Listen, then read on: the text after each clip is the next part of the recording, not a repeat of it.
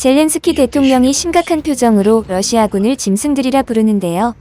젤렌스키 대통령이 이렇게 격분한 이유는 SNS에 올라왔던 한 영상 때문입니다. 바로 우크라이나 군인이 바흐무트로 추정되는 곳에서 러시아 군인에 의해 참수당하는 모습을 담은 영상인데요. 영상에는 러시아 군인이 우크라이나 군인의 목을 칼로 베는 장면이 담겼습니다.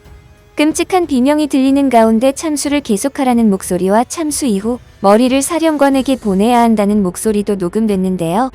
지난 8일에는 우크라이나 군인 시체 두 구가 신체 일부가 절단된 채 방치된 모습이 올라오기도 해 사람들에게 충격을 안겨주기도 했습니다. 미국 싱크탱크 전쟁연구소는 바그너 그룹이 바흐무트에서 우크라이나군을 참수하는 등의 전쟁 범죄를 지속해서 저지르고 있다고 말했는데요. 우크라이나 젤렌스키 대통령은 세상 누구도 절대 무시해서는 안 되는 것이 있다. 짐승 같은 이들이 얼마나 살인을 쉽게 저지르는지를 말이다라며 러시아군을 맹비난했습니다.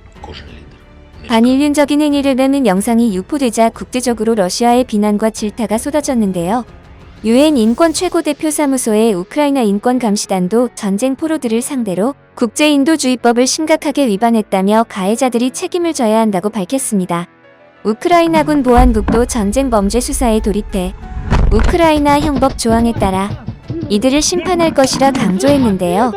그러나 용의자로 지목된 바그너 그룹은 혐의를 부인하는 중이라고 합니다. 바그너 그룹은 성명을 통해 해당 영상을 확인했으며 누군가가 참수당하는 것은 안타까운 일이지만 바그너 그룹이 연루되어 있다는 증거는 찾지 못했다고 밝혔는데요. 크렘린궁에서도 이 끔찍한 영상의 진위가 우선시되어야 한다고 말했습니다. 한편 바그너 그룹의 수장 프리고진은 바그너 그룹이 바흐무트의 80%를 점령했다고 말하며 바흐무트에서 러시아군이 주도권을 잡았음을 밝혔는데요.